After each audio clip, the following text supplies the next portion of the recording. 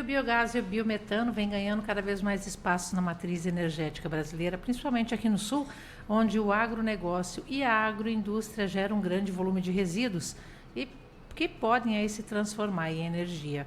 Para falar sobre isso e também sobre o 8º Fórum Sul Brasileiro de Biogás e Biometano, que começa amanhã aqui em Foz, a gente vai conversar agora com o diretor-presidente do CI Biogás e coordenador do evento, Felipe Marques, que está aqui com a gente. Tudo bom, Felipe? Bom dia. Tudo bem, bom dia. É um prazer conversar com vocês, Guilherme, Cris e todos os ouvintes da CBN sobre o biogás e biometano, que vem crescendo bastante no país, especialmente na região sul. Obrigada a você por estar aqui com a gente. A gente sabe que está na correria, porque o evento começa amanhã, né? Todo mundo chegando, preparando tudo aí, mas vai dar tudo certo. Vai.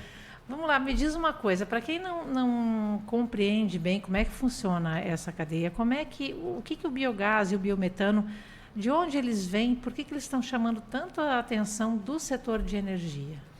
O biogás é um energético produzido a partir do tratamento de resíduos. Então a gente parte de dejetos, de resíduos de indústrias, de agroindústrias, de resíduos urbanos, especialmente os orgânicos, para a produção do biogás. Então, ele tem ganhado muito espaço no Brasil porque a gente remunera um serviço ambiental, ou seja, eu preciso tratar o resíduo, eu vou lá e trato esse resíduo e consigo fazer dinheiro com ele, que é através da energia. E o que tem avançado bastante é que antes a gente só se falava de usar o biogás para gerar energia elétrica. E hoje ele avançou para a mobilidade. Então, São Paulo, Goiás tem agendas já de ônibus rodando a biometano. Londrina recentemente fez um teste com um ônibus já rodando a biometano. Então está ganhando bastante espaço no Brasil. A gente fala bastante dessas estações de produção de biometano. Tem algumas aqui na região. Você poderia citar uma que seja considerada grande, assim, um exemplo para nós? Aqui, a maior da região para geração de energia elétrica é o aterro sanitário de Cascavel. E ele já opera, salvo engano, há 8 ou 10 anos. Opera muito bem. E em Toledo tem a Central de Bioenergia de Toledo. É uma central que recebe resíduos agroindustriais e dejetos de suinocultores vizinhos à planta, processa esses dejetos, trata esses dejetos e gera energia elétrica e injeta na rede da concessionária do estado. Então são plantas aí que estão produzindo 6.500, 10.000 metros cúbicos de biogás por dia. Eu lembro quando começou isso, a gente tinha produtores, casos individuais e pontuais, investindo nisso, né? Agora você falou dessa de Toledo. É cada vez mais comum o pessoal se reunir, tipo assim, em consórcio e produzir junto e receber o reflexo disso junto também? Sim, porque há um ganho quando você assume uma escala maior, né? Então, antes o produtor precisava sozinho investir em todo o sistema de produção de biogás e de uso do biogás para geração de energia. Quando ele parte para um projeto coletivo, ele investe só na parte de produção de biogás e a geração de energia ele rateia com todos esses parceiros. Então ele acaba arcando com 10 avos, 12 avos desse custo. O sudoeste do estado também tem alguns projetos interessantes assim, o oeste de Santa Catarina tem projetos interessantes assim. Especialmente, eles são bem comuns, especialmente na cadeia de proteína animal. Então serve para quem produz o quê? Porco, frango, gado? Frango, leite. Basicamente são esses, aves de postura também. Uhum. E daí, só que o que acontece? Quando você tem uma planta dessa na tua região, você tem a possibilidade de viabilizar a conexão com um frigorífico, que não se viabilizava sozinho. Então você acaba, a planta de biogás, eu brinco que a gente sempre tem que olhar por cima do muro, porque às vezes tem um vizinho com um resíduo muito bom que não se viabiliza individualmente, mas que se ele te entregar aquele resíduo, você aumenta a produção de biogás. É o caso do soro do leite, por exemplo. Só com soro de leite você não consegue produzir biogás. Agora o soro de leite com outros resíduos, você tem uma boa produção de biogás. E a gente está falando só de produção de energia, não está falando do benefício para o meio ambiente ainda, né, Felipe? Exatamente, porque a gente está, além de tratar um resíduo que iria sem tratamento para o meio ambiente, para o rio, para o solo, a gente está permitindo uma alternativa de baixo carbono ao diesel, por exemplo, né? Então a gente é limpo ponta a ponta, né? Do começo ao fim. E como é que vocês fazem para identificar esses locais com grande potencialidade? Porque a gente sabe que hoje em dia tem várias tecnologias de energias renováveis, né? Energia eólica, solar, a própria energia é gerada pelas águas também, né? Como é que vocês fazem para identificar assim, essas regiões, assim, né, para botar a lupa, por exemplo, em tal região tem tal matriz produtora, é ali que eu vou dar uma olhada, conversar com o pessoal? A gente faz um estudo de inteligência de mercado, onde a gente levanta toda a cadeia produtiva e avalia a distância entre essas unidades e começa daí a avaliar. Então, distâncias de 5 km são distâncias que viabilizam conexões de resíduos, por exemplo. E a gente tem que olhar muito para o território. Então, se eu vou olhar para o Paraná, para o oeste do Paraná, oeste de Santa Catarina, noroeste do Rio Grande do Sul, eu vou olhar bem para a proteína animal. Se eu vou para Goiás, por exemplo, eu vou olhar para sorgo. Né? Eles são o maior produtor de sorgo, dá para produzir biogás com sorgo também. Então, a gente tem um aspecto interessante. A gente tem aqui em Foz do Iguaçu o único laboratório acreditado pelo Inmetro para biogás. Então, o que a gente faz nesse laboratório? A gente pega um resíduo, testa em laboratório e sabe quanto cada quilo daquele resíduo produz de biogás. E consegue testar misturas também. Então, se tem um resíduo diferente, a gente traz para o laboratório primeiro, avalia que potencial é aquele. Esse laboratório já mapeou 500 resíduos diferentes aqui no Brasil. Né? Então, isso até dá uma pista do quanto o Brasil pode liderar esse mercado no mundo, porque a gente tem uma diversidade de resíduos bastante grande. E, na maioria dos casos, vocês que chegam ao produtor, que seria a fonte, ou é o produtor que está começando a ter conhecimento sobre esse benefício e procura vocês, ou procura quem pode orientá-lo nesse sentido? Como é que funciona? Acontecem os dois movimentos. Mas o movimento típico é algum evento trazer o assunto à superfície, as potencialidades à superfície, para que alguns produtores reconheçam a possibilidade, né? Porque às vezes o produtor está lidando diariamente com um problema, mas ele não sabe que aquele resíduo que é um problema para ele pode passar a gerar receita para ele, né? Então a gente usa os eventos, os workshops, eventos como o fórum, para trazer o assunto para a superfície, e daí os produtores começam a procurar aí quem tem tecnologia para colocar o projeto de pé. Ô Felipe, e assim, em valores eu acho que é difícil falar, mas dá para a gente ter uma ideia de em quanto tempo o produtor que investiu uma quantia X obtém aquele recurso de volta? Os projetos têm uma média aí de taxa de retorno de 7 anos. 7 anos. Isso. E é muito alto o investimento inicial ou não? Vai depender muito do projeto, mas a gente costuma dizer que é mais ou menos 10 a 11 milhões por megawatt equivalente. Então, se ele vai botar uma planta de 100 quilowatts, ele vai gastar 100 mil reais. R$1 milhão. E você falou agora há pouco, a gente fala, né? O fórum é sul brasileiro, a maior procura e interesse aqui no sul ainda, mas tem gente do Brasil todo participando, até de outros países do evento. E você falou da região norte, Goiás, acho que foi agora há pouco, né? Do sorgo. Do centro-oeste. Tem muita, está aumentando muito a procura do pessoal do restante do país por essa alternativa? Tem, felizmente. Inclusive, o CBiogás está numa agenda com o Ministério da Ciência, Tecnologia e Inovações e o Ministério de Transportes para replicar essa estratégia que a gente tem no sul, no norte e no nordeste, mas adaptado para os resíduos que estão lá. E é um projeto de 5 anos, que a gente vai intensificar essa agenda do biogás e biometano nas regiões norte e nordeste.